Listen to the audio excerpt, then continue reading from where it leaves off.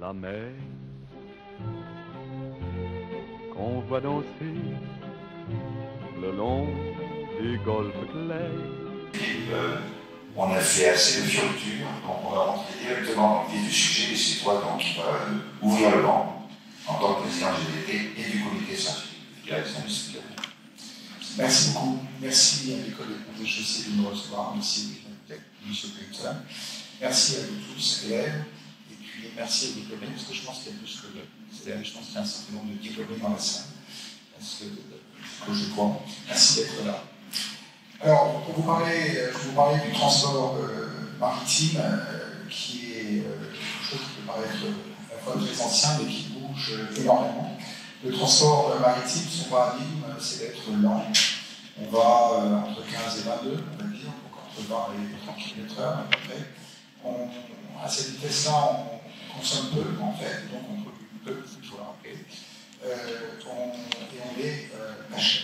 Donc finalement, ça correspond à un besoin très particulier, au point que 85% des marchandises transportées sur la planète sont transportées par le transport maritime. C'est plutôt un monde qui a tendance à prendre l'innovation avec beaucoup de précaution, parce qu'un navire, dans cet milieu de l'océan, s'il y a une difficulté, c'est assez difficile de devenir un rescousse. Donc il faut que l'innovation soit démontrée. Et pourtant, c'est un monde qui est extrêmement concurrentiel. Donc l'innovation peut permettre une rupture par rapport aux concurrents et peut vous permettre d'avoir un avantage compétitif très réel. Donc on regarde l'innovation et on la sous-pèse, et surtout quand on est éprouvé, on peut l'adopter. Même si pour l'éprouver, il faut qu'il y ait quand même quelqu'un qui se lance dans cette adoption. Il y a beaucoup d'innovations aujourd'hui, essentiellement sous la pression de la recherche, de diminution des émissions de CO2, de plus en plus contraints par la réglementation internationale. D'ailleurs, l'Organisation mondiale du commerce maritime, l'IMO, s'est prononcée il y a une quinzaine de jours sur un système pour pénaliser fortement les énergies fossiles, favoriser l'utilisation des carburants biologiques ou des carburants de synthèse, et de façon à donner une feuille de route aux armateurs et aussi aux producteurs de ces énergies de synthèse pour arriver en 2050 à un horizon de zéro carbone. Alors, beaucoup d'innovations dans cette piste-là, c'est par exemple les voiles. C'est une activité très importante en France où on est un pays de voileux, donc personne n'imaginait pouvoir développer des systèmes à voile pour les navires.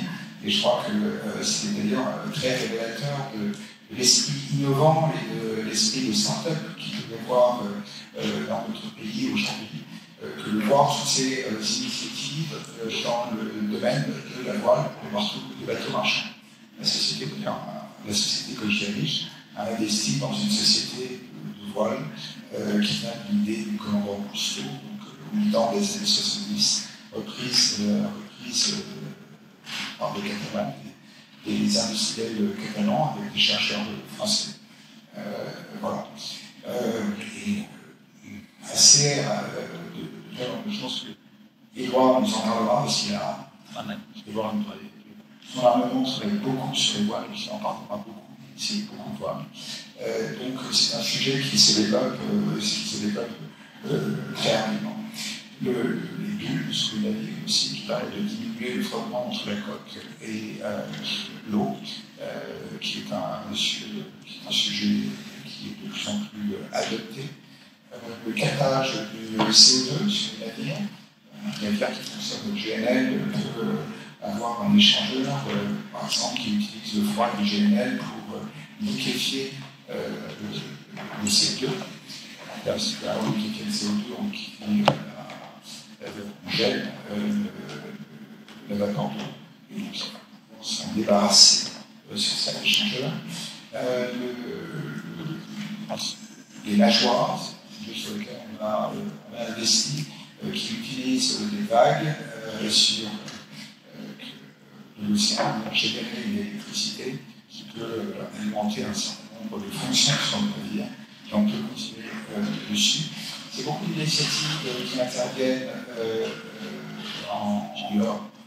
Ce qui frappe beaucoup, finalement, c'est qu'on voit ces initiatives en Europe du Nord, on voit ces initiatives en France, et finalement, dans les grands pays de construction navale, que sont la Chine et la Corée, l'essentiel des navires sont construits aujourd'hui, 70% des navires qui se commandent en 2024 ont été achetés.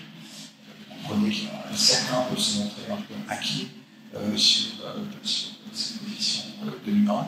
Mais ces activités d'innovation, finalement, on les voit assez peu dans ces filières. Et on les voit beaucoup plus sur notre continent. Je pourrais vous parler de la digitalisation. C'est quelque chose qui se développe extrêmement rapidement dans la vie. Il y a énormément d'applications qu'on peut imaginer par la digitalisation. Une qui nous intéresse beaucoup, par exemple, c'est le juste à temps.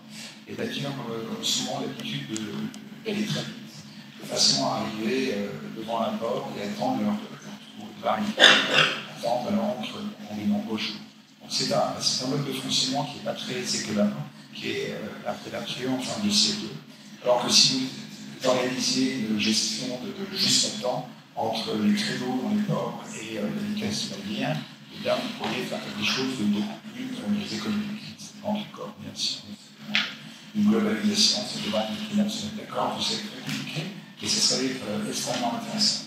Les routages météo, qui eux aussi sont extrêmement intéressants, et les routages météo, vous prenez en compte la cargaison, vous devez manipuler le moins possible, c'est aussi quelque chose de fascinant, de savoir que, par exemple, les porte-conteneurs perdent des conteneurs, et si vous pouvez les faire arriver à temps en les faisant passer par des mers relativement calmes, vous allez pouvoir diminuer la moitié de porte-conteneurs. Voilà. Bref, c'est des champs d'investigation énormes, considérables, pour les entreprises qui s'intéressent à ça, et avec des domaines de compétences qui sont extrêmement différents, qui vont, bien sûr, le sujet hydrodynamique. Je suis fasciné par la France des Caraïbes, qui a complètement changé dans quelques années, avec le carré sous vertical, un peu comme les bâtiments. Alors qu'il y a quelques années, c'était très oblique, avec des bulbes, tout ça a changé. Par des systèmes digitaux, et puis des systèmes qui, globalement, sur l'architecture navale de navire, qui permettent de l'utiliser. Dans la filière des industriels de la mer, avec le Chican, on aide énormément les entreprises innovantes avec l'État. Et l'État nous accompagne en mettant des fonds finalement très importants, année après année, pour aider ces entreprises innovantes, et faisant faire vivre le tissu de PME et d'ETI qui ont des idées et qui essaient de les porter. Et je crois que c'est un résultat, pour nous, c'est quelque chose finalement de très encourageant de voir que ce tissu existe, se développe et assez prometteur pour l'avenir de cette industrie. Alors, je vais vous parler un petit peu de GTT. On est d'un jour des technologies dans la conception des méthaniers. Depuis 10 ans, d'ailleurs, on conçoit tous les méthaniers du monde. On est d'ailleurs depuis très récemment devenu leader mondial sur les logiciels de performance des navires. Et on investit au moins 10% de notre chiffre d'affaires dans la recherche et développement, même si on a ces positions de leader pour pouvoir la manière de pouvoir aussi faire le plastique. Et indépendamment de ce que l'on fait dans le laboratoire, sur la recherche et développement, on regarde énormément ce qui s'est fait dans le domaine académique, dans le monde universitaire en France et en dehors, dans les grandes écoles qui donnent celles qui ont la clairvoyance de donner une place importante à la recherche, de façon à pouvoir comprendre là où les évolutions, les percées qu'on pense se faire. Alors là, vraiment, elles peuvent être prises en charge par des entreprises innovantes, avec un fonds d'investissement, d'investissement dans l'innovation. Nous investissons dans ces sociétés, nous accompagnons dans le développement commercial, dans le développement industriel, voire dans leurs besoins en financement pour pouvoir mieux se développer. Et c'est grâce à ça, une fois encore, que finalement, il vit en Europe une activité importante d'entreprises qui apportent des équipements à la construction navale, même si celle-ci n'inclut la splendeur que pouvait avoir il y a quelques années, qui parlait du déplacement de la construction navale. Mais il y a toujours en Europe énormément d'équipementiers pour la construction navale qui permettent, dans une certaine mesure, de relativiser un peu la dépendance que nous pouvons avoir à l'égard de certains pays en matière de coque. Je conclurai en vous disant que les métiers d'ingénieur dans l'industrie et dans la technologie sont absolument passionnants. C'est ce que j'ai constaté à travers tous les ingénieurs, par exemple, qui travaillent chez GTT, qui ont recruté 750 personnes et 400 ingénieurs. Ils sont très heureux. Parfois, je me désole que le turnover, c'est-à-dire le nombre de départs, soit très faible, parce que c'est très bien le paiement. Enfin, finalement, ils sont très heureux. Et c'est très bien comme ça. Que je souhaiterais qu'il y ait beaucoup plus de jeunes femmes qui se dirigent vers les métiers d'ingénieur dans les entreprises industrielles et de technologie, parce qu'elles pourraient d'abord mettre ces métiers passionnants. Et puis aussi, ces entreprises fonctionneraient encore mieux, tellement il est prouvé que les entreprises, il y a un certain nombre de femmes fonctionnent beaucoup mieux que les entreprises où il y en a. Et puis enfin, je conclurai en disant que le directeur de l'innovation de GTT est un ancien de Code Micro et que j'en suis très content. Merci.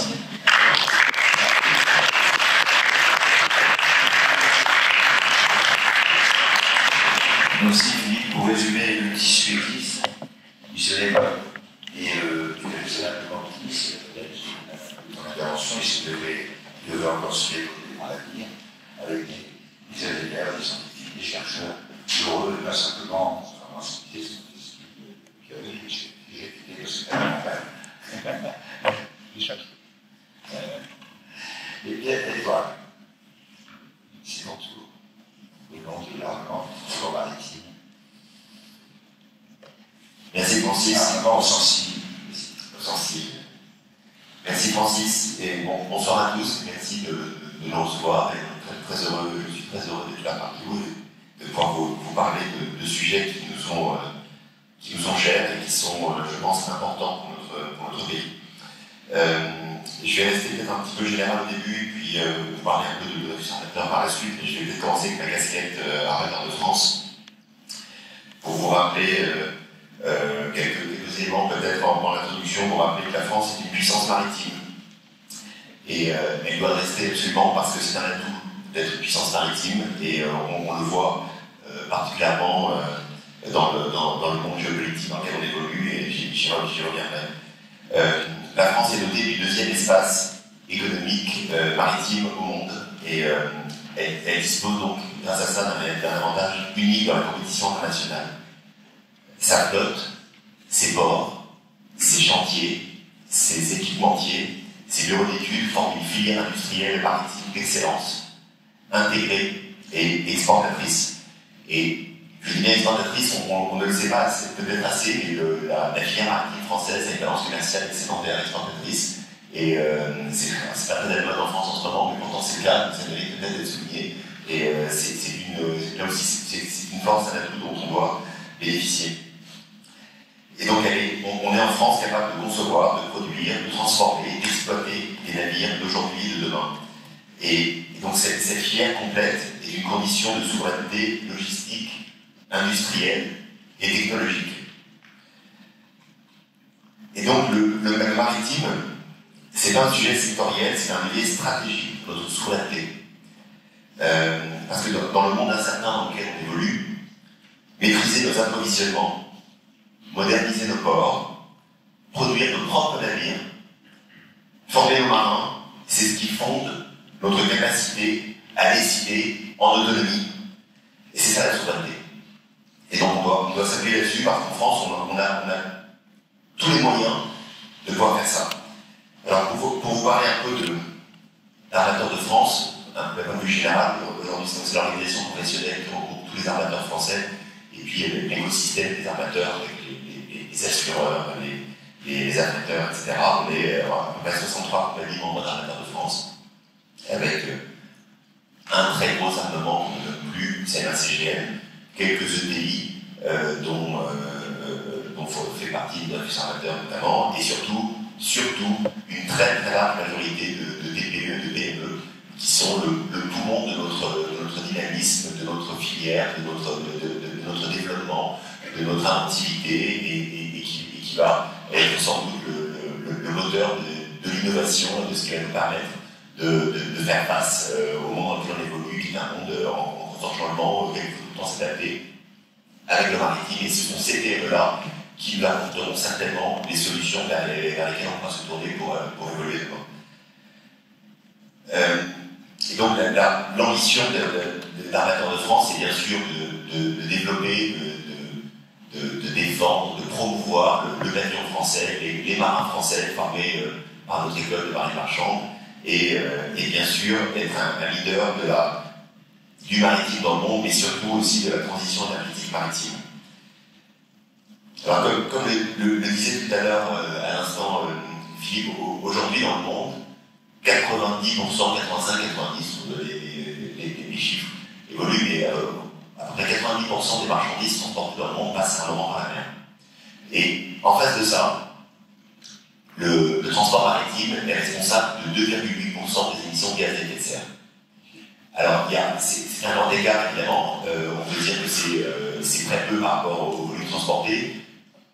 Il en demeure que 2,8%, c'est toujours trop. Et donc, le monde maritime en entier est engagé vers une logique de décarbonation. Et avec des objectifs qui ont été fixés par l'Organisation maritime internationale, qui sont de 40% d'émissions de gaz à effet de serre en moins en 2030 par rapport à ce qui se faisait en 2008. Et enfin, surtout, l'échéance ultime qui est 2050 avec le net zéro, on peut être neutre en carbone. Eh bien, ces objectifs, c'est peut-être justement la chance de notre pays. Parce que, en France, on a tout ce qu'il faut pour faire face à ce défi. On a, je viens d'en parler, des PME.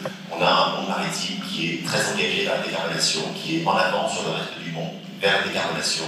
Et ces objectifs doivent être notre chance, doivent être nos voies innovantes pour nous démarquer et pour retrouver la puissance maritime qui était la nôtre, qui est toujours un peu la nôtre, mais qui peut encore grandir, et c'est vers ça qu'on doit se porter. Alors, pour décarboner, ça va nous permettre de rester compétitifs et souverains, et on a 3 piliers pour ça. On a évidemment nos navires, on a nos ports, et on a aussi, je pense que Pierre en parlera, nos chantiers et nos équipementiers qui forment un écosystème industriel très performant et qui vont nous permettre à nous, armateurs, de faire face à ces logiques de décarbonation, et on pourra s'appuyer mutuellement les uns sur les autres.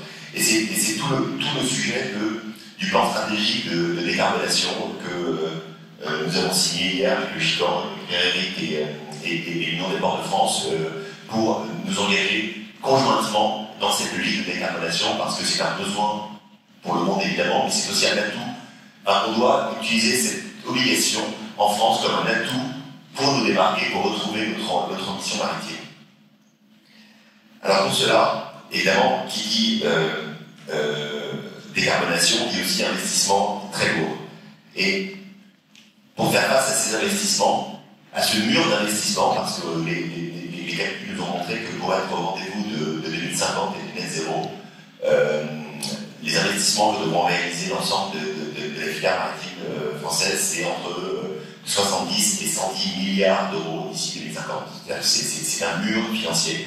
Aujourd'hui, on ne sait pas exactement comment y faire face, mais c'est pas comme ça que l'on baisse les bras et qu'on n'est pas convaincu qu'il faut aller vers ce net zéro et surtout impérativement garder cet objectif de 2050.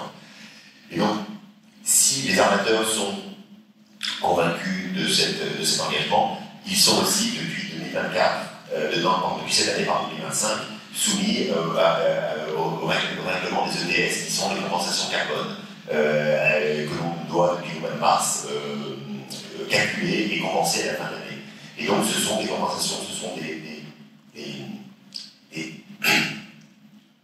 dépenses supplémentaires que les armateurs devront acquitter d'ici la fin de l'année, alors qu'ils vont monter graduellement, mais qui, à la vitesse de croisière, d'ici 2-3 ans, seront de l'ordre de 300 millions d'euros par an.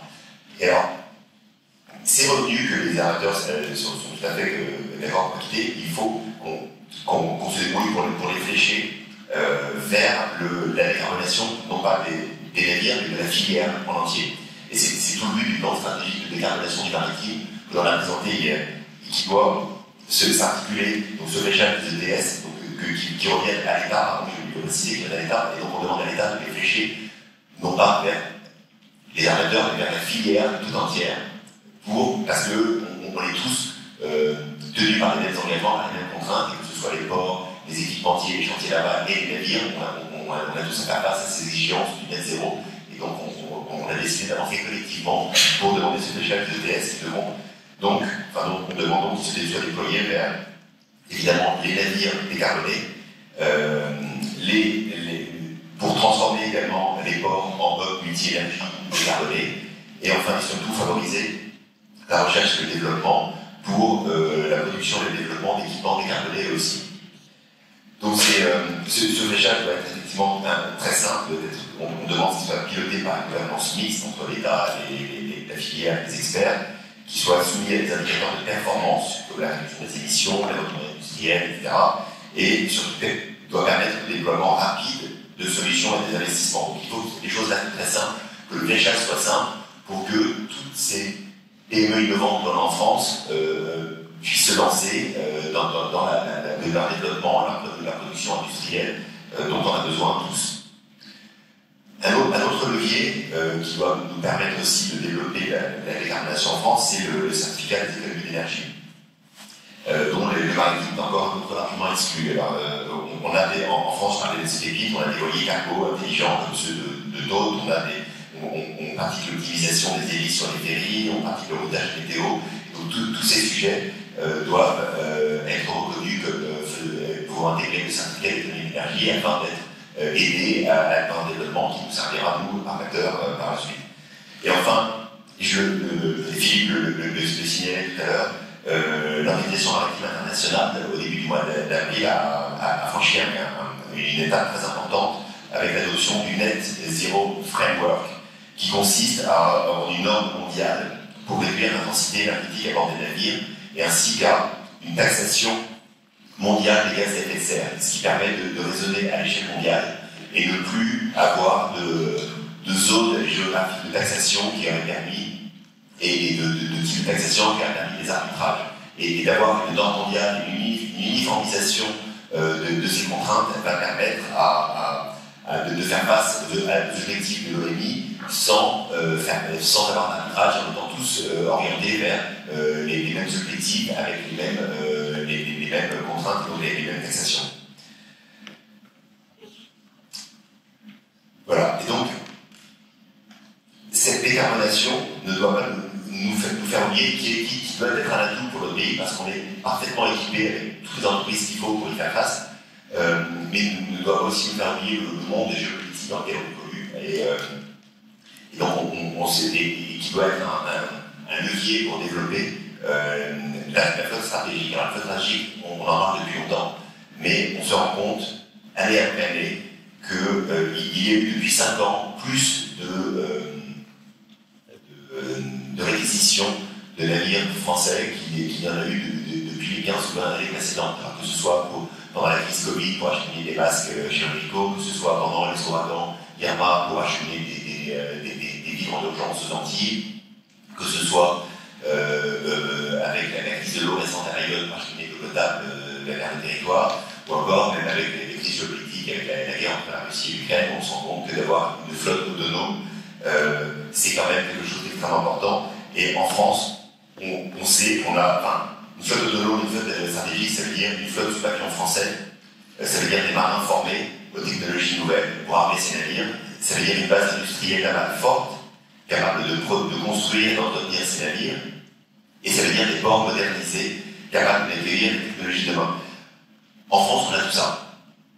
Et ce n'est pas le cas de tous les pays du monde, et on voit aujourd'hui les États-Unis, qui sont la première zone économique et la première zone maritime au monde, qui se réveillent extrêmement douloureusement en réalisant que depuis 40 ans, ils ont tourné le dos à la mer, ils ont tourné le dos à leur industrie navale, ils ont tourné le dos à la construction navale, à leurs chantiers, à leurs marins, et ils ont une espèce de réveil épidermique qui embrasse le monde. Mais nous qui sommes en deuxième position, Ne faisons pas cette erreur et utilisons tous ces atouts que sont nos navires, nos ports, nos chantiers, notre industrie navale, nos équipementiers, nos bureaux d'études, pour en faire un atout et développer cette autre stratégie, parce que l'on voit aujourd'hui dans le monde entier évolue que d'avoir cette autre stratégie, c'est une source d'autonomie, et l'autonomie, c'est la base de la souveraineté. Très rapidement, parce que j'ai déjà pris la parole longtemps de nos avis armateurs, donc le Navus Armateur est un des armateurs français, un des anciens armateurs français, puisque la société a été fondée en 1851 et je suis la 7e génération à la tête de cette maison. Aujourd'hui, le Navus Armateur est actif dans 3 domaines principaux, qui sont a priori des domaines assez stratégiques. Donc on a une flotte de 12, on gère une flotte de 12 navires câbliers qui posent des câbles de télécom au fond des mers, avec comme client notamment Alcatel. On a une flotte de navires qui fait la pose et la maintenance de champs éoliens en mer, on en parlait tout à l'heure, et on a une flotte qui va continuer à se développer, puisqu'on a encore 3 navires en construction dans ce domaine. Et on a également une flotte de navires rouliers qui transportent des morceaux d'avion, des pièces détachées d'avion, des tronçons d'avion pour le compte Airbus entre l'Europe et les usines d'assemblage à Toulouse et de l'Europe vers les États-Unis, où Airbus a également une usine d'assemblage. Et sur ce sujet, on vient justement de remporter un nouvel appel d'offres d'Airbus pour la construction de 3 nouveaux navires, Airbus qui est extrêmement ambitieux dans la décarbonation de son industrie, et qui a donc lancé un appel d'offres qu'on a remporté pour 3 nouveaux navires qui seront accompagnés de systèmes d'aide à la propulsion vélique avec des rotors Flettner, qui est un système qui existe depuis longtemps mais qui a retrouvé beaucoup qui s'est retrouvé très à la mode récemment avec, comme beaucoup d'autres systèmes que l'on a en France, avec beaucoup de voiles, de systèmes véliques. C'est une filière qui marche très bien en France, et donc ce sont ces rotors qui prennent au bateau et qui leur permettront d'être parmi, lorsqu'ils seront livrés l'année prochaine, en 2026 le premier, d'être parmi les navires les plus performants au monde en matière énergétique. Voilà, donc en fait, je vous ai fait un petit peu le balayage, et je serai très heureux d'attendre vos questions par la suite pour en dire un peu plus si vous le souhaitez. Merci beaucoup à tous.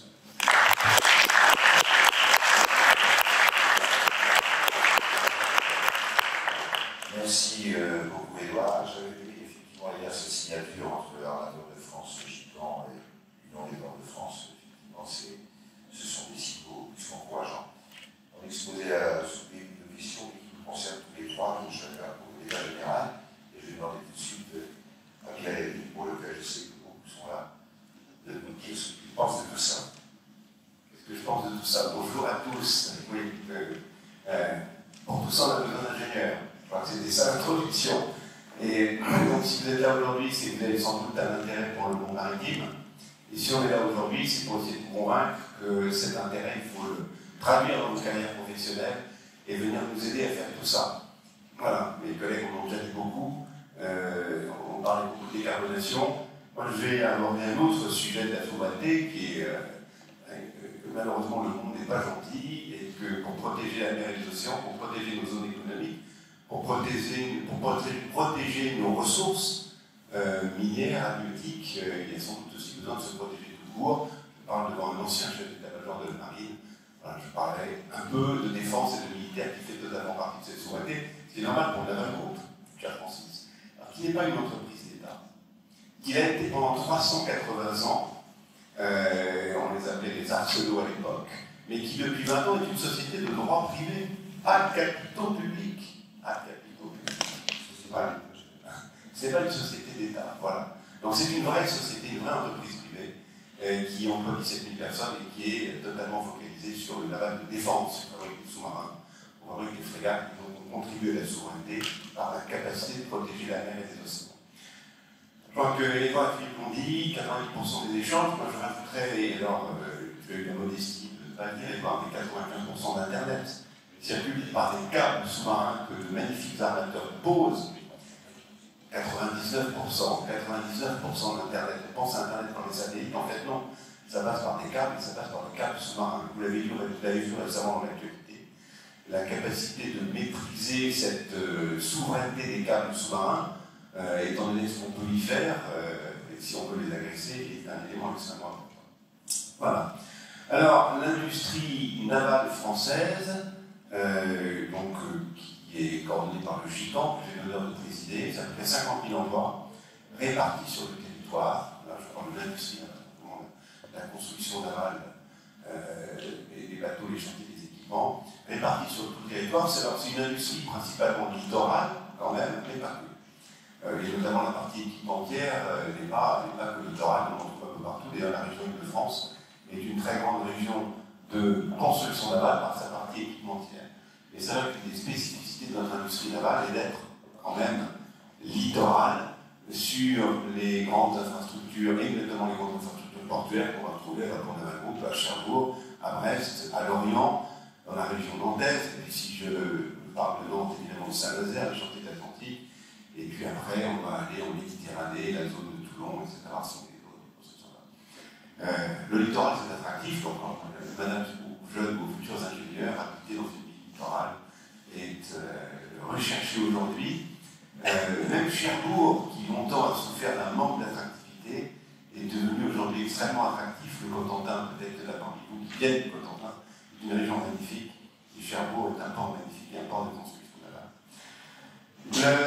Je crois que, mais là aussi, mes collègues l'ont dit, l'industrie navale française, et notamment commerciale, civile, a beaucoup souffert en fait, dans des périodes que vous n'avez pas connues, et que certains ont connues. Avec ce départ vers l'Asie, une très grande partie de la construction navale civile, au départ vers le Japon, la Corée, maintenant la Chine, qui est devenue l'usine du monde pour les navires. Ça c'est vrai pour le civil. Évidemment, j'y reviendrai parce que des sujets tels que la décarbonation sont l'occasion de revenir, de reprendre une partie du marché qui est parti, et GTT est un très bon exemple de ce qu'on est capable de faire lorsqu'on innove. Puisque quand on innove dans une technologie, on peut aller prendre 100% du marché, y compris pour les navires chinois et coréens. Voilà. Donc GTT, l'entreprise Philippe, est un exemple que nous suivons tous. Mais si le civil est particulièrement, c'est pas le cas du militaire. Et la France et l'Europe a gardé sa capacité de construction navale militaire de manière assez exemplaire d'ailleurs, avec une performance et une compétitivité et une innovation qui est extrêmement forte aujourd'hui dans tous les domaines. Et maintenant, si je reviens en France, la France a une spécificité parmi cette construction navale militaire, c'est d'être capable de réaliser des navires à propulsion nucléaire. Propulsion nucléaire qui permet aux sous-marins qui assurent la force de dissuasion, donc la capacité de nous protéger de manière absolument considérable et unique, quand on voit ce qu'on est capable de faire, aussi nos sous-marins nucléaires d'attaque, et le groupe aéronaval qui a cette projection de la France avec un porte-avions nucléaire. Ça, c'est la France qui a été capable de le faire avec des décisions prises dans les années 60 pour être capable de créer cette force de dissuasion et de créer cette force de projection de ce groupe aéronaval. Pas trop en parler, éventuellement pour répondre à des questions. Avec les ingénieurs de l'époque, pourquoi je vais faire juste une petite parenthèse, parce que je suis très attaché à l'école des ponts. Non pas moi-même, malheureusement, je ne l'ai pas fait, mais j'en ai fait d'autres, je vous rassure. Super héros, c'était une très belle école aussi. Mais mon père a fait l'école des ponts. Et quand je suis né à Brest, dans les années 60, milieu des années 60, mon père, ingénieur des ponts, en fait travaillait aux travaux maritimes et était en charge de Lidon. Du chantier Lidon qui est la base des sous-marins nucléaires français. Et pour se rappeler cette époque, le général de Gaulle décide de la base de Lidon, là où elle est, sur la presqu'île de Crozon, en face de Brest, en 1965. Les travaux débutent en 1967, et en 1970, le premier sous-marin nucléaire arrive, il fera sa première patrouille en 1972. Nos aînés, nos anciens, étaient capables de construire une infrastructure, on dit, de centaines de milliers de tonnes de béton, avec une décision prise en 1975 en 5 ans. Procédure environnementale comprise. Voilà. Autant dire qu'à l'époque, il n'y en avait pas beaucoup quand même. Chez Navalco, nous sommes responsables évidemment d'infrastructures, d'usines.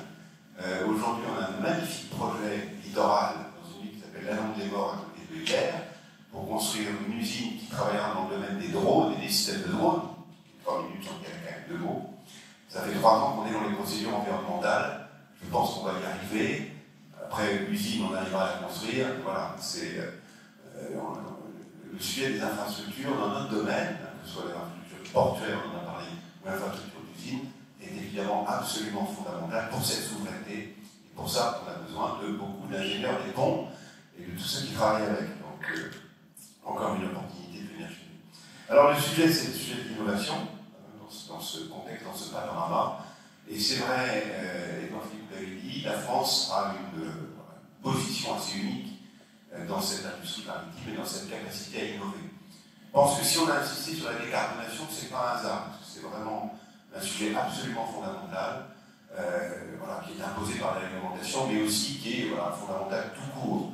Nous sommes une industrie qui croît, alors dans un environnement qui, lui, géopolitique, inspiré par M. Trump et tout ce qu'il y a autour, on a l'impression que ce sujet environnemental finalement s'efface. En fait, ce n'est pas le cas. Et les entreprises que vous allez rejoindre, quelles qu'elles soient, ou les administrations, sont fortement inspirées par cette nécessité absolue d'inventer pour nous une industrie maritime, et puisque c'est ce qui nous concerne aujourd'hui, une industrie tout court qui soit moins carbonée, bien évidemment, dans un premier temps, et décarbonée ou net zéro dans un deuxième temps. Il faut pas se leurrer. C'est d'abord une question, en tout cas en ce qui concerne le navire, une question technologique. On ne va pas dire on décarbone et puis après on va aller au résultat 5 ans ou 10 ans après, non. Il nous faut inventer des technologies qui vont nous permettre de le faire dans tous les domaines. Alors j'ai mentionné une technologie qui permet de le faire. Amiral, vous avez conduit des navires totalement décarbonés dans les années 70. Naval construit aujourd'hui, ou réalise avec les chantiers de l'Atlantique et Technicatom un porte-avions de 75 000 tonnes, zéro émission. Voilà, ça s'appelle la propulsion nucléaire. C'est réservé aux militaires, mais qui sait, demain, peut-être un jour, que nous aurons inventé, nous et vous, les ingénieurs de demain, des systèmes de propulsion nucléaire capables de propulser des portes de containers, des méthaniers, zéro émission, parce qu'on aura inventé des réacteurs nucléaires capables de. Je le mentionne parce que ça, c'est un domaine d'excellence de la France et qui concerne la technologie, la propulsion, mais évidemment toute l'infrastructure, dans lequel je ne doute pas qu'un certain nombre d'entre vous seront engagés, notamment les entreprises de travaux publics qui devront les réaliser demain, ces infrastructures nucléaires. Voilà, mais au-delà de ça, les nouveaux carburants, l'efficacité énergétique, ça a été mentionné, le digital qui est associé, sont des domaines dans lesquels nous avons besoin d'énormément d'ingénieurs pour y arriver. Nous avons pris des engagements, nous sommes sur des trajectoires de décarbonation, et je crois que c'est extrêmement important de se rappeler. C'est pas parce qu'on représente un domaine qui, tout compris, fait 3% des émissions qu'on ne doit pas s'en occuper. C'est bien en faisant 3% par-ci, 3% par-là, 3% qu'à la fin on atteindra 100%. Donc, nous sommes totalement engagés et nous avons besoin d'ingénieurs pour le faire. Voilà, tu as cité le Vélic, c'est vrai. La marine à voile avait disparu, elle est revenue, et pas uniquement pour la plaisance, on voit des cargos à voile, on voit des paquebots à voile. On voit ces technologies qui, derrière, effectivement, nécessitent beaucoup d'innovation. Le deuxième domaine, alors lui qui est aussi dual, civil et militaire, c'est celui de l'autonomie des systèmes. On parle beaucoup des drones. On parle beaucoup des drones dans l'aéronautique. On commence à parler d'autonomie, évidemment, dans les véhicules. Sachez que le sujet des drones et de l'autonomie du système naval est un sujet d'actualité pour le civil et pour le militaire. Le militaire, évidemment, ça a été beaucoup médiatisé dans des conflits récents, guerre en Ukraine notamment et en mer Noire, qui a laissé l'Ukraine d'attaquer les navires russes avec des drones de combat, mais les drones, c'est pas que ça, les drones de surveillance. Vous avez vu, je l'ai dit, que les câbles sous-marins peuvent être menacés, et aujourd'hui, les drones de surveillance peuvent être capables de surveiller, comme leur nom l'indique, des zones maritimes importantes avec des missions pour permettre d'éviter que les hostiles viennent couper Internet, c'est évidemment nuisible pour notre souveraineté et pour la mondialisation. Voilà, des drones de surface, des drones sous-marins, les drones aériens font intégralement partie de ce naval de demain et de ce naval dont on a besoin pour innover, pour développer notre souveraineté. Voilà, deuxième innovation. J'ai parlé d'innovation dans nos process, l'innovation dans nos infrastructures, l'innovation dans nos usines. On a besoin d'usines plus performantes, on a besoin d'usines plus automatisées pour être capable de réaliser des navires qui permettront demain de tenir ces engagements. Voilà. Donc voilà quelques thématiques, quelques portes que j'ouvre sur ce sujet de l'innovation et du développement de la souveraineté de l'industrie maritime.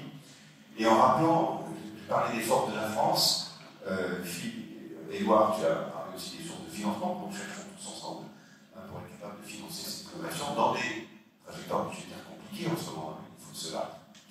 Mais je terminerai par le sujet passion. C'est vrai qu'on a la chance, je pense, dans ce domaine du maritime, et Francis, c'est pas toi qui vas dire le contraire, d'être dans une industrie de passion. Voilà. Parfois on y vient, parfois par hasard, parfois pas par hasard, en fait souvent pas par hasard. Quand on travaille dans l'industrie navale, on aime. Je vais parler des villes littorales. Quand on va s'installer à Lorient, à Brest ou à Cherbourg, il y a parfois un atavisme familial, mais aussi l'envie d'être dans un secteur finalement qui vous inspire. Et c'est une chance. Voilà. C'est une chance. Et la position de la France en Europe est tout à fait exceptionnelle pour ça. Voilà, par notre histoire, nous avons été capables de faire, la capacité qu'on a d'attirer les jeunes ingénieurs dans des villes magnifiques pour être capable de construire ce naval de demain qui sera, comme vous l'avez compris, un naval extrêmement innovant et rapidement d'ingénieur.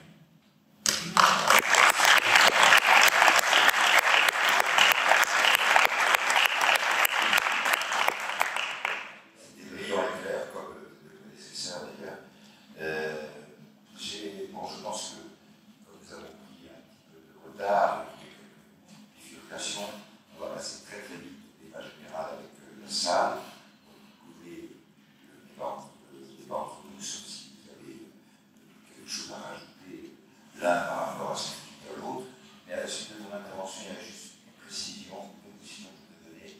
Vous poser une question, peut-être démarrer le débat en commençant avec toi et avec Julien Brouillard, il faut qu'il ait décroché avec la salle, et ça sera la salle. Je vais parler de la fonction de la souveraineté et insister sur la notion d'autonomie, en disant que l'Europe est le seul à avoir, par exemple, cette force de dissuasion sous-marine. C'est un point très important avec tout ce qui se passe aujourd'hui. Certains d'entre vous sont des pays qui ont certes l'Europe, et elle a aussi sa force de dissuasion, etc. J'insiste sur la notion d'autonomie parce que, en fait, la fierté française, c'est pas simplement une fierté cocorico, parce qu'il y a le rassurant aussi pour l'avenir, c'est l'autonomie totale de la conception, de la création, de la conception, de la construction de cette force nucléaire, alors que, et je ne le dis pas du tout, parce qu'en France, je comprends je dis bien dans le travail des Britanniques, mais c'est un fait, les Britanniques, avec la dernière génération de sous-marins, on a encore vu une fois, sont incapables de construire ça, ils sont des Américains, et d'autre part, on découvre aujourd'hui avec un flou artistique qui, malgré tous les assez clairs, qui n'ont pas non plus ce que les gens pourront savoir, ce qu'on peut douter, l'autonomie de décision de leur propre force. Donc la notion d'autonomie par rapport à cette souveraineté prend beaucoup de force. Et la transition, ça va être de dire, alors on dit, c'est pareil, dans le porte-avions, les catapultes sont américaines. Enfin, les catapultes, c'est pas une décision, ça n'influe pas sur les décisions, sur l'action. Ça me fait faire une transition un petit peu vers une question concernant l'Europe. Je pense aussi pour les F-35, aujourd'hui, on découvre, moi je ne savais pas, en tout cas on savait bien que les Américains avaient une possibilité de brider l'utilisation du matériel militaire qui demandait à l'autre, mais pas à ce point. Et cependant, ça ne pousse pas forcément là où ils sont. Il y a probablement des chantages, des pressions qui sont politico-commerciaux et économiques, mais on ne peut pas dire que un contexte qui est en train de changer évidemment, on fait totalement, mais on ne peut pas dire ça pousse l'Europe, par exemple, à acheter des rafales plutôt que les F-35. Tout ceci qui est avec tout compliqué pour m'amener à poser une question. Il y a un mot, et je sais que c'est un bâton, comment dire, c'est d'abord critique de l'Europe, de la défense, et en particulier de l'Europe de l'industrie navale. Je vous laisse ce sujet pour savoir que c'est horriblement complexe. On pense évidemment à l'Allemagne, etc. Est-ce que, à ton avis, pour simplifier la question, parce que tu n'es pas magicien, tu ne peux pas répondre, prédire l'avenir, et est-ce que ce qui se passe aujourd'hui peut favoriser ou permettre de lever des obstacles qui jusqu'à présent n'ont pas été levés, laissant libre champ à quand même chacun dans son coin? Merci pour Nicole et le sujet. Voilà, il a abordé, il a ouvert aussi beaucoup de portes et amené sur les sujets européens. On y a vu, il n'est pas abordé. On a une industrie, et ça a été dit par mes collègues, on a une industrie navale exportatrice, et fortement exportatrice. Et dans le civil d'ailleurs, elle est très majoritairement exportatrice. Les chantiers de l'Atlantique, un grand chantier leader dans son domaine, grand bateau de croisière, est très fortement exportatrice. Et pour l'industrie navale militaire, voilà, on a entre un tiers et la moitié de notre activité à l'export, grand export. On vend des sous-marins au Brésil, à l'Indonésie, à l'Inde, plus récemment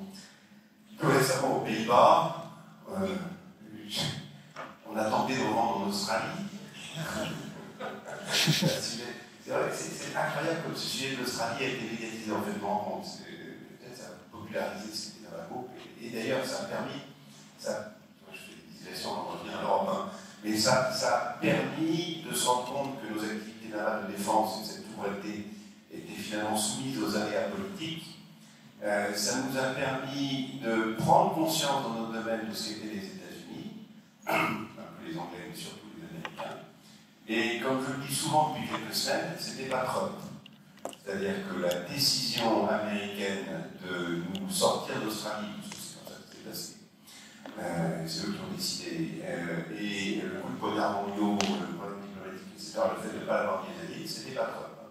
Et donc, il ne faut pas se leurrer. On médiatise beaucoup. Trump est une caricature, en fait. Et dans ce qu'il est et dans son verbe. Mais la lame de fond, elle est là.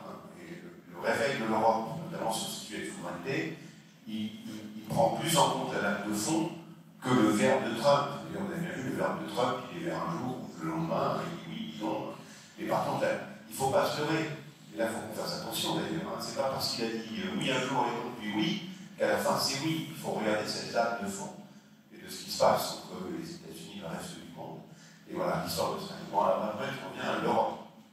Il faut aussi dans le domaine civil, c'est simplement une interférence. Déjà, du temps de Joe Biden, même si ça commence avec Obama, le nombre de lois qui ont été prises, qui étaient entre guillemets, parce que c'était pas de la guerre, mais anti-européennes, je pense à une fascine dans le lac, etc. Alors, inspiré par l'America First, bien avant. Bien avant. Voilà. Donc, alors, mais cette lame de fond qu'on a vécue dans le naval, bon, là c'est une réalité, réveille l'Europe. Il se trouve que j'étais hier matin à la Commission européenne avec la présidente de la Commission qui a réuni les industriels du monde de la défense, là, dans un tour de table, donc on lui explique ce qu'il y avait bien, ce qu'il y avait moins bien, quelles étaient nos idées, avec une vraie volonté d'aller rechercher une souveraineté européenne. Il ne faut pas se leurrer. Là, cette souveraineté européenne dans un certain nombre de domaines, ça ne va pas être un claquement de doigts, on n'est pas souverain aujourd'hui, on claque des doigts, on met 100 milliards et on est souverain demain. On est sur des technologies de long terme, voilà, au long cours, et il faut une volonté, une ténacité pour qu'un jour, effectivement, l'Europe retrouve un peu plus de souveraineté que ce qu'elle a aujourd'hui. 70% des armements européens sont achetés aux États-Unis aujourd'hui. Et la France fait exception dans son domaine. La France fait exception dans tous les domaines. Voilà, suite aux décisions qui ont été prises par le général de Gaulle dans les années 50-60. Mais en tout cas, il y a une volonté. Et, pour prendre des échelles de temps, d'ailleurs, je pense que le parallèle, désolé, ça va prendre encore 2 minutes, mais quand on conçoit un sous-marin nucléaire lanceur d'engin, ça prend plusieurs dizaines d'années pour arriver. C'est pas quelques années. Bon, pareil pour les navires de grand tonnage, donc cette souveraineté européenne nécessitera une ténacité d'avoir envie de faire les choses ensemble, et si on est tenace, je suis sûr qu'on y arrivera. Je rappelle sur la question de Francis, qui est que dans le domaine de la construction navale, en fait, les pays ont gardé un certain niveau de souveraineté. Et les Français achetaient des bateaux fabriqués en France, les Allemands fabriqués en Allemagne pour la plupart, les Hollandais ont fabriqué pour un certain nombre de pays, en tout cas par les entreprises hollandaises, les Espagnols, les Italiens, etc. Les Anglais, évidemment, aussi, les Britanniques. Voilà. Pendant des années, on a dit que c'était pas bien parce qu'il fallait des synergies rationalisées, etc. Bon. C'est pas évident de rationaliser dans le domaine de la construction navale. On l'a fait, notamment dans le civil, mais là où on est arrivé, on est quand même arrivé à un socle, parce que nos chantiers navals sont dans des centres-villes. Voilà, pour ceux qui connaissent nos villes, le chantier naval de Brest, il est dans Brest. Le chantier de Cherbourg, il est dans Cherbourg, le chantier de Toulon, à Toulon. Et la ville s'est construite autour de son chantier, d'ailleurs, il y a des siècles. Et décrocher du chantier naval, c'est transformer complètement la ville. Et quand on a décroché le chantier naval, il faut se dire un truc, c'est qu'on n'y retournera plus. Voilà. La nature reprendra sa place, les docks disparaîtront, etc. Les infrastructures s'y pourront. Et les pays n'ont jamais franchi ce pas. Et c'est pour cela qu'on a gardé les industries souveraines. Alors ça, non. Et aujourd'hui, dans cette nouvelle Europe, qui est surtout accélérée depuis quelques mois, je pense que l'Europe s'en félicite d'avoir gardé ces chantiers navals. Et ce que je vais dire, moi, c'est que ces chantiers navals, d'ailleurs, pourront contribuer à refabriquer des navires civils, un certain type de tonnage, avec des innovations civils.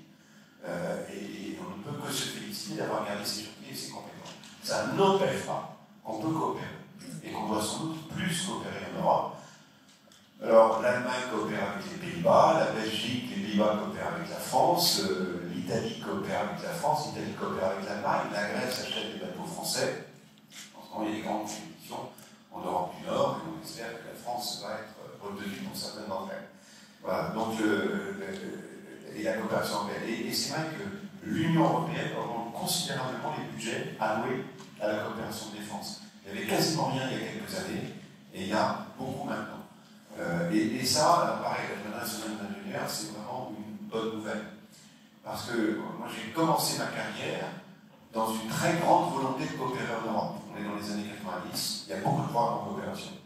Les avions, les bateaux, les chars sont en coopération. Puis les années 2000, 2010 ont été des années de baisse de cette ambition.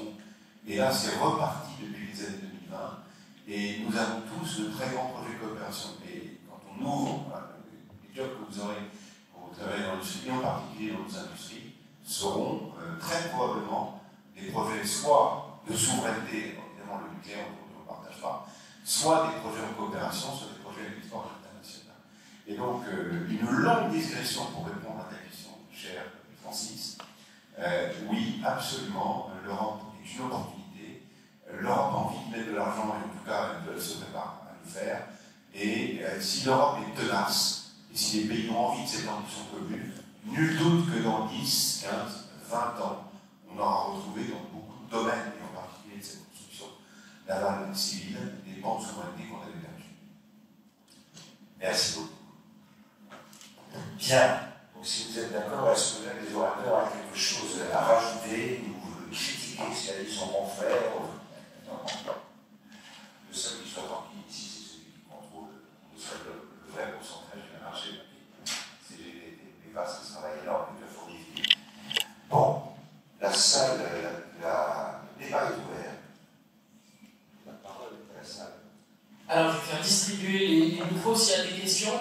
Également, rendre hommage aux 400 étudiants qui nous suivent dans la Ligue de l'école polytechnique et de la Sorbonne, l'association Géopolitics notamment, l'association géopolitique de Polytechnique, qui ont également des questions qu'ils ont posées en ligne. Mais vu qu'on est pressé par le temps, je crois qu'on va d'abord prendre celles qui sont dans la salle. Est-ce qu'il y a des questions dans la salle? Bonsoir. Je tiens à vous remercier à tous pour vos interventions. Je ne suis peut-être pas étudiante en ingénierie, mais en tant qu'étudiante en droit des affaires, je suis très intéressée par les questions en lien avec le droit maritime. Et j'avais précisément deux questions à poser, s'il vous plaît, à M. Dreyfus. Premièrement, étant donné l'objectif de neutralité carbone des accords de Paris, comment est-ce que concrètement dans votre groupe vous comptez réaliser cet objectif, que ce soit notamment par vos contrats de transport? Et j'avais une seconde question, avec le retrait récent des États-Unis des accords de Paris, comment est-ce que vous pensez que les industries françaises qui, elles, veulent maintenir cette ambition de neutralité carbone, comment est-ce que vous pouvez rester compétitif face à un secteur qui est tellement stratégique que celui du transport maritime? Merci beaucoup. Ce que je vous propose, c'est qu'on prenne encore deux questions dans la salle. Bonjour à tous, je me présente, Grégoire Moreau, donc je ne suis pas depuis en ingénierie, je suis en droit public spécialisé dans la vie publique et les relations institutionnelles. Ma question s'adresse à vous, monsieur Pierre-Éric Pommelet. Vous avez beaucoup parlé de défense, de souveraineté, de coopération européenne. On entend souvent que la Chine produit, les États-Unis innovent et l'Europe réglemente. Plaidez-vous donc pour un choc de réglementation, une baisse des réglementations et des contentieux, notamment environnementaux, pour favoriser l'innovation? Merci. On prend une dernière question dans la salle, en espérant que ce soit un ingénieur. Alors, merci beaucoup pour la conférence. Malheureusement, je ne suis pas un ingénieur. Je suis étudiant tous, mais du coup, je vous poserai la question suivante. La CECA s'est faite sur l'acier. Sur les possible qu'une BITD européenne forte se fasse sur les navires et les drones à l'époque des crises contemporaines pour traiter d'électrochocs. Ça s'adresse notamment particulièrement à M. Pommelet, mais également à M. Berthe-Rotière. Je vous laisse répondre aux trois questions qui vous sont adressées, on en répondra ensuite. Je vais commencer peut-être sur la question sur les objectifs de la vie. Alors chez LDA, écoutez, même au sens large, aujourd'hui il n'y a pas une solution qui va s'imposer à tous, il y a plein de petites solutions sur l'étagère, et les armateurs, notamment le Dreyfus Armateur, en fonction du type de navire, des opérations, des routes maritimes suivies, pourront adopter l'une ou l'autre. Comme dit, il y a plein de solutions sur l'étagère. Il y a la plus simple, et celle qui gère à mon père notamment, qui promeut depuis de nombreuses années, c'est la réduction de la vitesse. Réduire la vitesse d'un navire, c'est la solution la plus simple, la plus rapide, la plus efficace, la moins coûteuse pour réduire ses émissions de gaz à effet de serre. C'est malheureusement pas possible pour tous les types de navires, mais ceux qui le peuvent le feront. Ensuite, il y a plein d'autres solutions. Il y a les rétrofits de moteurs, il y a le routing météo, il y a les systèmes d'aide à la propulsion comme le Vélic, etc. Et en fait, chaque armateur, il y a les carburants évidemment. Ça, je laisserai peut-être Philippe vanter les dégâts, évidemment. Donc pour être au rendez-vous de 2030, qui est un objectif relatif par rapport à 2008, chaque armateur il va choisir un peu en fonction de ses contraintes, de ses types de navires, etc., ce qu'il peut, ce qu'il est capable de mettre en place pour être au rendez-vous de 2030. Sur l'objectif 2050, c'est un autre problème, parce qu'aujourd'hui, on n'a pas de solution. Aujourd'hui, on a plusieurs murs devant nous. J'ai parlé du mur financier tout à l'heure, qui était un investissement de 70 milliards d'euros pour l'ensemble de la filière maritime française. Ça, en fait, ça veut dire globalement renouveler pratiquement intégralement la flotte existante. Aujourd'hui, il n'y a pas de navire, il n'y a pas ou peu, enfin pas dans le schéma actuel, de navires de marine marchande en France, français, qui sont susceptibles de faire du net zéro. Donc ça veut dire renouveler pratiquement l'intégralité de la flotte, il y en a quelques-uns.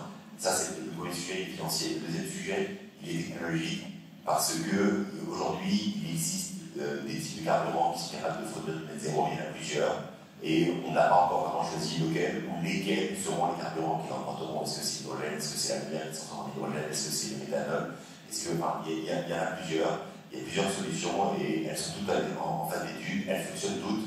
Aujourd'hui, on ne sait pas laquelle sera la solution, ou les deux solutions, on n'a pas tellement plus, qui s'imposeront à tous. Ensuite, le mur il est également industriel, parce qu'une fois qu'on aura trouvé une ou deux de ces solutions de décarbonation, il faudra les produire en quantité industrielle. Et aujourd'hui, on ne sait pas faire. Et quand je dis les produire en quantité industrielle, alors celui je suis désolé, c'est pas très puissant ce que je dis, mais c'est vraiment la réalité. Les produire en quantité industrielle, ça veut dire pour tous les navires, il y en a 70 000 dans le monde à peu près, mais ce sera aussi pour tous les camions, ce sera pour tous les avions, enfin ce sera pour tous les modes de transport qui ont les mêmes contraintes de décarbonation que celles qu'on a aujourd'hui.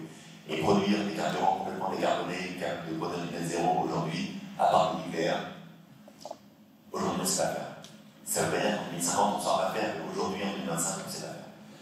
Et ensuite, il y a le dernier mur, après les trois premiers, qui est le mur logistique, parce qu'une fois qu'on aura choisi le carburant, remplacé la flotte, choisi le carburant et produit le carburant en quantité industrielle, il faudra l'acheminer dans tous les ports du monde de manière décarbonée.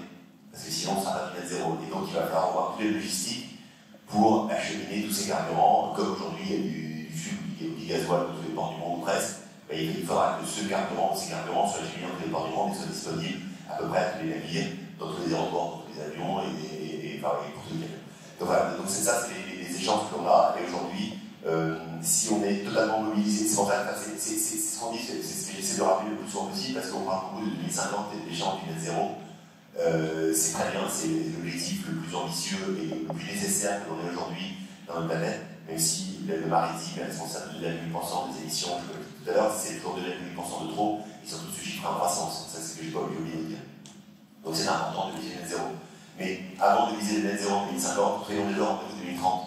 Parce que si on enjambe d'ores et déjà le rendez-vous 2030, il manque 40%, on est sûr de pas être au rendez-vous 2050. Donc prenons les choses par étapes, et lorsque l'on aura déjà tenté d'être au rendez-vous de 2030, sur lequel on est tous mobilisés dans la filière maritime en France, dans lequel on est plutôt en avance sur le reste du monde, alors on pourra commencer à se projeter vers 2050, et nous ferons plein de choses à l'envers, c'est vraiment important. Sur la deuxième question qui était sur comment la France est sortie des États-Unis des accords de Paris, écoutez, nous en ce qui nous concerne, le maritime, on est surtout régi par les objectifs de l'Organisation maritime internationale dont je vais vous parler, et je l'ai dit un peu tout à l'heure, la flotte de marine marchande américaine, elle a un peu réduit à son congrue.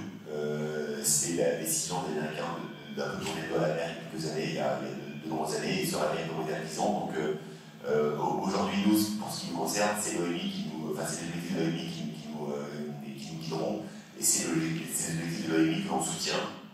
Et c'est notamment ce net zéro framework dont j'ai parlé tout à l'heure, qui était enfin un signal, une étape extrêmement importante, parce que ça globalise, ça uniformise cet objectif du net zéro avec une taxe universelle et puis une application universelle des règlements. Et bon, c'est ça que l'on pousse, notamment chez l'Armateur de France, mais dans beaucoup d'armateurs en Europe, parce que qui sont les plus en avance, les armateurs en Europe sont ceux qui en sont le plus en avance et les plus mobilisés vers la décarbonation. Donc on est tous ensemble à pousser pour que ces objectifs soient tout. Merci beaucoup, Edouard. Alors voilà, je vais poser une question. Moi, je me méfie toujours un peu de ces formules un peu réductrices. Voilà, la Chine fabrique, les États-Unis innovent, l'Europe réglemente. Bon, il y a un fond de vérité. Et c'est vrai que l'Europe a beaucoup réglementé. L'Europe, quand même, souvent, ça se posait la question de savoir si elle n'a pas été trop loin. Et aujourd'hui, on voit plutôt des renoncements à un certain type de normes, voire, et c'était le cas hier de la Réunion, des réflexions, suite au rapport Marie notamment, en disant qu'est-ce qu'on pourrait changer quand même pour revenir à un mode tout en étant toujours exemplaire, mais permettant de gagner en compétitivité. Dans le domaine naval et du maritime, c'est pas du tout ça, alors là, pas du tout. Dans le domaine, alors certes, les civils et les militaires sont très différents. Dans le domaine commercial, ça c'est sûr que la Chine produit, ça, elle produit 70% des navires, hein, c'est l'usine du monde, ça c'est sûr. Par contre, l'Europe, elle arme, c'est-à-dire que les armateurs du monde aujourd'hui, ils sont quand même, pour beaucoup, je ne sais pas quel est le chiffre énorme, 40%. Les 3 premiers armateurs mondiaux sont européens. Sont européens, voilà. 40% des armateurs mondiaux sont européens. Pas beaucoup d'armateurs chinois, je sache, américains, voilà. Oui, il y en a. Bon, ça monte. Il y a des très gros. Voilà, il y a des très gros. Enfin, en tout cas, voilà, l'Europe arme et les États-Unis achètent. C'est-à-dire qu'ils ont tourné le dos à leur industrie navale civile depuis très longtemps, et défense, ils ont quand même quelques difficultés. Il y a un chiffre qui a circulé au début de l'arrivée de l'administration Trump, et qui a fait réagir d'ailleurs là-bas, outre-Atlantique. Ils ont comparé les capacités industrielles entre les États-Unis et la Chine. Le chiffre qui est sorti, c'est de 1 à 200.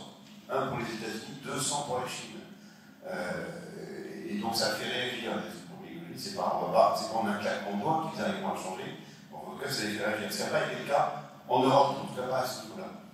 Et par contre, les USA, et ça vous l'avez vu depuis quelques semaines, réglementent aussi, parce que l'histoire des tarifs et des droits de douane, c'est quand même de la réglementation en outrance. Voilà. Donc je me méfie un peu des formules. En tout cas, ça ne s'applique pas dans notre domaine. Et dans la défense, la Chine produit, l'Europe produit, les États-Unis produisent. On produit tout, tous dans une logique de souveraineté et de fabriquer les bateaux dont on a besoin et dont les pays alliés ont besoin. Voilà, et donc ça équilibre un peu le domaine. Après, ce qu'on a dit tout à l'heure, l'Europe doit se donner une vision, l'Europe doit être capable de mieux coopérer, de mieux faire les choses ensemble et de se donner une trajectoire décarbonation, une trajectoire de souveraineté aussi, de meilleure souveraineté européenne dans les années qui viennent. Voilà quelques mots en réponse à cette question qui parfois est vraie, mais dans notre domaine en tout cas s'applique que partiellement. Oui, un mot d'abord sur la réglementation, pour parler par exemple de chose qui a relativement trait au monde maritime, c'est l'hydrogène. Si vous voulez faire des carburants de synthèse, il vous faut de l'hydrogène vert. L'hydrogène, la filière hydrogène, le plan hydrogène français, aussi partout en Europe, ne décolle pas pour différents types. Il n'y a pas beaucoup moins d'argent pour subventionner ça, mais aussi il n'y a pas de réglementation. Si vous n'avez pas de réglementation, vous avez des développeurs qui n'investissent pas, qui ne connaissent pas le cadre réglementaire. Donc en tant que chef d'entreprise, il me serait assez facile de faire du bashing sur la réglementation, mais parfois l'État, c'est assez utile pour les entrepreneurs. Voilà. Une chose sur la communauté européenne de la construction navale, qui succéderait à CECA. D'abord, l'Europe est effectivement une évidence. On a souvent mentionné le chiffre de 70% des prises de commandes en 2024 pour la construction chinoise. Je pense que ça ne va pas s'arrêter. Ça va aller croissant. Derrière, il y a la Corée, qui a encore très peu de temps était le premier pays de construction navale dans le monde, et qui aujourd'hui, avec 0,7 enfants par femme, a un avenir dans cette industrie qui est très intensive en main-d'œuvre, qui n'est pas forcément très glorieuse. C'est-à-dire que la Chine va dominer la construction navale d'une manière encore plus éclatante dans les années qui viennent. Je pense qu'il est important pour l'Europe de ne pas laisser disparaître l'expertise, l'art de la construction navale, et de maintenir en Europe un certain nombre de chantiers navals civils, pas simplement des chantiers navals militaires, qui eux vont rester en Europe, et des chantiers navals civils, pour garder cette expertise. On a la chance d'avoir en Europe des niveaux de salaire qui peuvent être très différents selon les pays. Il y a des pays qui peuvent continuer à faire des navires commerciaux de façon relativement compétitive. On en fait encore un peu en France, on en fait en Espagne, la Roumanie en fait et offre un coût du travail qui est beaucoup plus faible. Je pense que l'Europe devrait s'emparer de ce sujet et devrait favoriser la défense de la construction navale civile de façon à ce que demain, on ne soit pas complètement dépendant d'un seul pays dans le monde pour nos pétroliers, pour nos vraquiers, pour nos porte-conteneurs et pour nos métaux. D'autres affaires de questions. La conférence va bientôt toucher à sa fin. On va prendre encore 2 questions dans la salle. Bonsoir, les professeurs étudiants à l'école des banques. Ma question est adressée au PDG de GTT. C'est par rapport à la question de l'évolution de la situation géopolitique, notamment par rapport au GNL et la montée en puissance d'acteurs occidentaux comme l'Inde et la Chine. Et cette contrainte qui est liée aussi à la guerre entre la Russie et l'Ukraine, le fait de devoir s'émanciper de cette dépendance. Ma question à vous, c'est comment concevez-vous dans cette configuration le rôle de la France et plus particulièrement de l'Europe et quels sont nos atouts? Voilà. Alors, on va prendre une toute dernière question.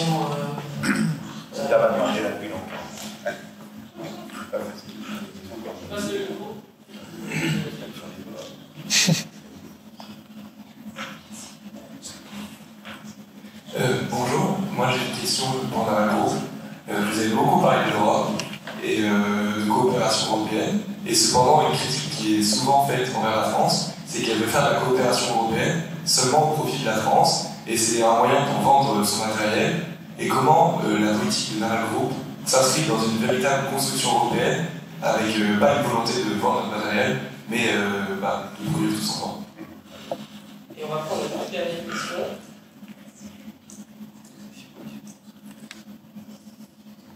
J'arrive. Je m'excuse encore pour ceux qui nous suivent en ligne et qui ont posé plusieurs questions auxquelles on ne pourra pas répondre.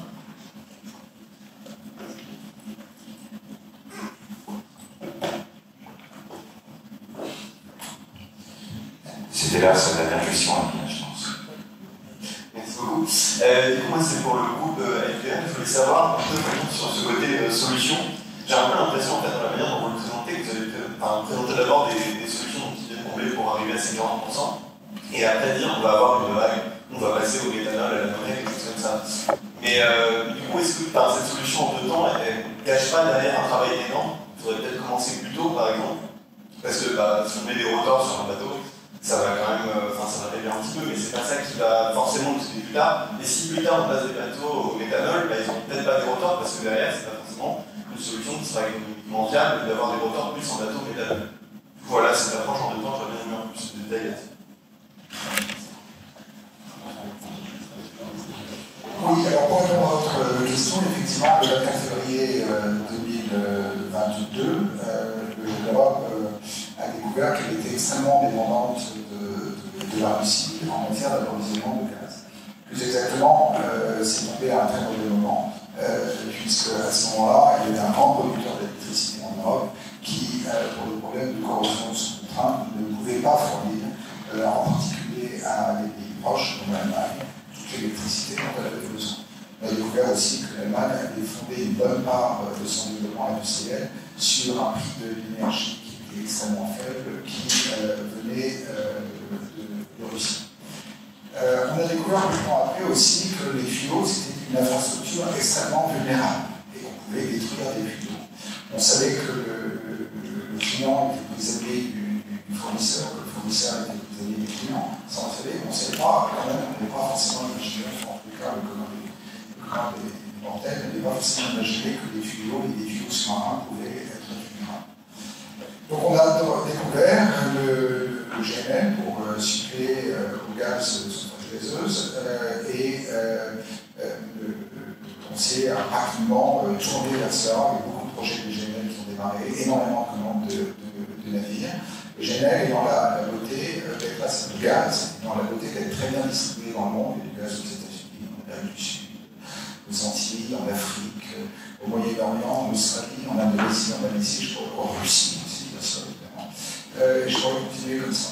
Et donc, avec des navires, on pouvait aller chercher ce gaz liquéfié un peu partout, mais pas forcément dépendant d'un fournisseur, autrement que par certaines clauses contractuelles. Ça nous donne cette indépendance. D'ailleurs, Pierre-Yves Paululet a souvent souligné la politique industrielle de la France dans les années 60. Dans les années 60, on a pensé l'approvisionnement en gaz, avec du gaz qui viendrait par tuyau d'un certain nombre de pays, qui venaient de lacs, de la production, et puis qui viendrait aussi par bateau.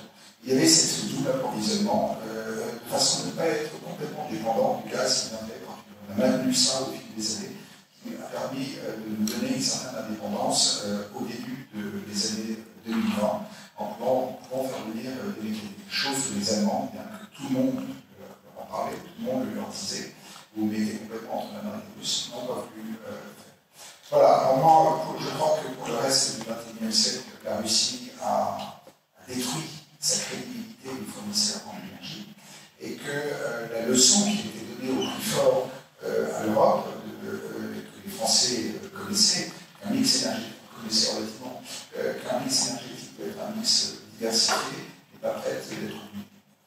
Absolument. Allez, question sur la coopération européenne. Donc la France a un énorme avantage et un énorme inconvénient dans la coopération européenne. L'énorme avantage, c'est qu'on sait tout faire. Et l'énorme inconvénient, c'est qu'on sait tout faire. Voilà. Et c'est vrai que c'est unique en fait, dans le domaine, en particulier dans le domaine maritime, mais pas que. Voilà, on a été conçu comme ça, et on a été vraiment conçu pour créer une base industrielle fourraine. Bon, alors c'est pour ça qu'on mène avec les autres pays européens, on va parler de coopération, on va parler de coopération financée par l'Europe, d'avoir un certain nombre de règles. Et ce qu'on demande, nous les Français, mais comme les autres, c'est déjà que l'argent européen serve à financer les industries européennes. Alors c'est quoi une industrie européenne? C'est une industrie qui a des emplois en Europe, c'est une industrie qui a des centres de développement en Europe, et ce qu'on demande, c'est que c'est une industrie qui a des, on appelle la design authority, c'est-à-dire la propriété intellectuelle, l'autorité de design en Europe. Alors ça, c'est la première chose qu'on demande. Et ça, c'est extrêmement important pour nous, là, dans ces coopérations, c'est d'être capable de coopérer avec des entreprises, des vraies entreprises européennes. Nous, on l'est. Nous sommes des vraies entreprises européennes. Parce qu'on a des autorités de design, etc. Quand je dis ça, je dis que ce n'est pas forcément le cas des autres. Et en particulier, beaucoup de pays européens sont dépendants de technologies qui viennent d'autres nations, et en particulier des États-Unis. Donc ça, c'est vrai. Et une fois qu'on aura obtenu ça, qui est un débat en ce moment au Conseil et au Parlement européen, voilà, je dirais, rien ne nous empêche de coopérer, et de coopérer en étant tout à fait prêt à partager. Et la coopération européenne, à la fin, c'est du partage.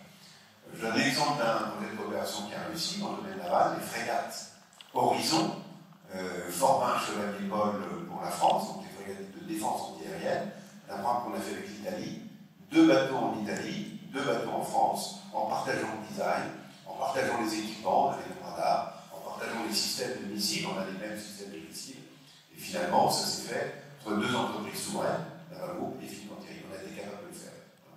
Donc, on arrivera à dépasser notre avantage et notre inconvénient si on coopère avec de vraies entreprises européennes. Ce qu'on ne veut pas, c'est donner un savoir-faire à des entreprises qui après peuvent l'exporter en avoir une propriété en dehors de l'Europe. Et merci de cette question extrêmement intéressante. Merci.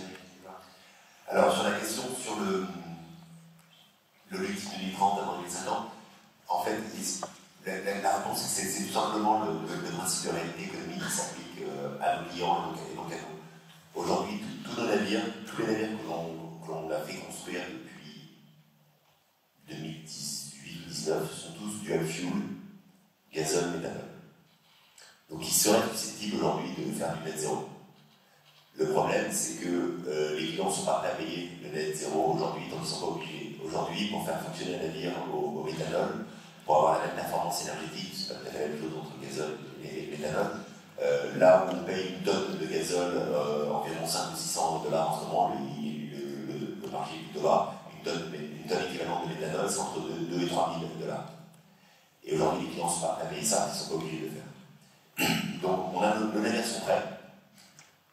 Aujourd'hui, nos clients sont engagés vers l'atteinte des objectifs 2030 qui est moins de 40%, et les records ferroviaires le permettront. Notamment, je parle par exemple du contrat Airbus, on en parlait. Airbus, aujourd'hui, ils sont engagés sur leur décarbonation, évidemment, mais ils sont tenus par un principe de réalité économique et la concurrence avec les autres fabricants d'avions. Et ils ne peuvent pas supporter le coût de décarboner à net zéro en 2030 quand les autres ne le font pas. Donc ils vont se mettre aux objectifs 2030 qui sont 21% avec les vétérinaires à sa base. Et aujourd'hui, avoir installé des vétérinaires, parce qu'on est en train d'installer des rotors sur nos navires, dans leur logique économique, ça fonctionne très bien et ça leur permettra de prendre des coûts. Par contre, quand en 2050 il faudra atteindre le net zéro, peut-être un peu avant, on ne sait pas, les navires dans la Polo pourront le faire. Mais parce que le monde entier devra payer du fuel à 2 000, 3 000 $ la tonne et ils seront à égalité comme concurrents. Et donc là, on va le faire. Donc, tant qu'on n'est pas obligé de le faire, le principe de réalité économique s'applique et on est obligé de faire face à la concurrence du monde entier, donc de se mettre au même niveau que les autres. C'est un peu un élément par le bas. Aujourd'hui, tant qu'on est. Ça, c'est le problème.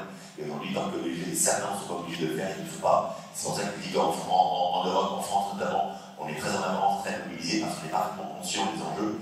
Limite, on serait presque à dire qu'il faudrait devancer les objectifs. Mais comme le reste du monde n'est pas prêt et ne le fera qu'à la dernière minute, on va pas mettre dans la farce. Aujourd'hui, on se met dans un sac de 30 kg sur le dos pour faire un marathon quand les autres n'en ont pas. C'est un peu ça que je dis. Il faut toujours tenir compte de la pression du marché. C'est ça la conclusion. Et c'est l'autre cas, parce que je ne peux pas résister à la pression relayée par une question par une des 400 personnes qui nous écoutent en ligne, et après je... Alors, c'est la toute dernière question, et je vais vous demander d'y répondre en un mot, évidemment. Je m'excuse pour cette conférence qui est un peu plus longtemps que prévu. C'est une question d'Alexander, président de l'association de géopolitique de Polytechnique, qui nous dit « L'océan est devenu à la fois le théâtre distrait des grandes rivalités du XXIe siècle, mais c'est aussi un front avancé de la transition écologique. Comment nos entreprises naviguent-elles entre ces deux logiques, puissance et durabilité, sans perdre le cap ?» Je vous remercie.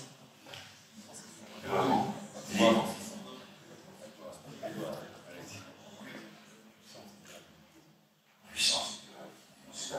Moi, je suis tout à partie des droits de ce soir. De toute façon, c'est une nécessité. Le développement durable et tous ces problèmes sont plus hauts maintenant. C'est impossible de faire autrement. Mais est-ce que l'un d'entre vous aurait répondu à cette question?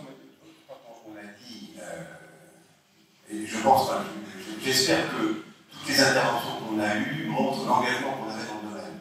Voilà, puissance et durabilité, on y croit, mais on est absolument convaincus, on l'a dit hier avec Édouard, aux puissances publiques, parce qu'à la fin, il y a bien besoin de l'argent pour financer tout ça, que c'était une opportunité exceptionnelle finalement, si on le prend comme ça.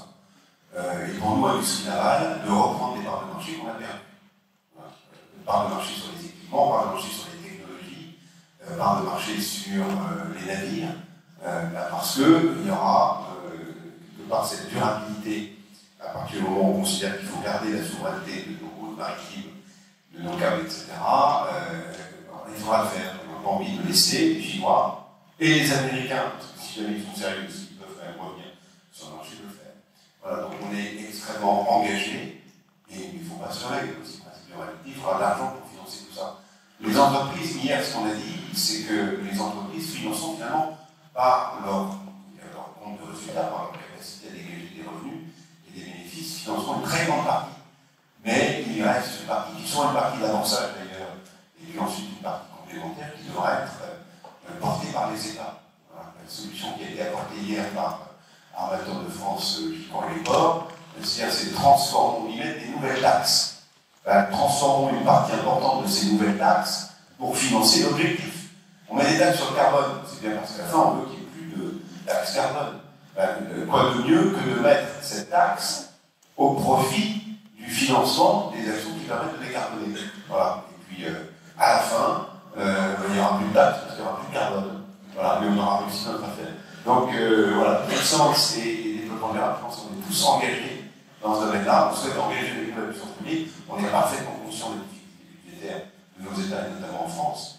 Mais bon, quand il y a des nouvelles taxes, on peut aussi avoir des nouvelles affectations et de nouveaux fléchages. Voilà. Et les réponses de Pierre-Édouard sur le fléchage, je pense qu'on avait pas mal de démonstrations. Oui, oui, juste un nouveau plan. Peut-être que bien mérite. De l'argent, ça coûte, c'est un engagement financier, c'est un engagement politique, c'est un engagement industriel. Il faut qu'on l'assume, parce qu'on en a besoin et qu'on ne peut pas, en aucun cas, tourner de la mer quand on a la deuxième puissance économique. Voilà. Merci Éloi. Bien, nous arrivons au terme de cette séance. Quelqu'un a dit tout à l'heure, elle a été plus longue que prévu, pas du tout, elle a démarré à 18h20, elle est plus courte que prévu. Elle a pas duré 2 heures, mais 1h50. Ça a quand même permis de bien faire le tour des choses. Moi, je conclurai simplement, au fond, sans revenir sur tout ce que vous avez dit, qui est tellement clair. Je pense que beaucoup ici ont beaucoup appris. Et en croisant tout ce que vous avez dit, je pense qu'on peut avoir une idée assez sérieuse, une idée assez fiable des enjeux. Non, moi, je terminerai en disant d'abord Pierre-François Forissier, d'ailleurs, qui était major général de la marine à l'époque, au moment où, en tant que président de l'Institut français de la mer, j'ai lancé le cluster de la marine française il y a 20 ans. Il y a 20 ans. Et ça peut vous paraître incroyable, parce que aujourd'hui, ça me paraît évident qu'on soit là. Moi, ce que je peux vous dire, et c'est une satisfaction ce soir, je pense que c'est une satisfaction aussi pour toi, Pierre-François. Il y a 20 ans, c'était inenvisageable de réunir un soir, ensemble, pour répondre ensemble, le patron du GTT, le patron de la groupe, le patron de l'Office amateur. Donc, vous voyez, malgré tout, l'océan a encore beaucoup à faire, le monde maritime, la communauté maritime, pour la faire connaître. Mais sachez qu'elle est sympa en plus, j'espère que ça s'est vu, que ça ne va plus avec maintenant que les grands chefs se parlent entre eux et se parlent de Lisbourg, ils se parlent aussi, mais cette communauté maritime existe. Et la meilleure preuve, c'est qu'au long de toute ma carrière, je ne dirais pas combien de décennies, parce que ça vous tirer, au long de toute ma carrière, je n'ai jamais vu quelqu'un, un jeune ou un moins jeune, rentrer dans le monde maritime et puis après ne pas chercher à y rester. Ouais, je sais, pas ça. La mer, des reflets changeants sous la pluie.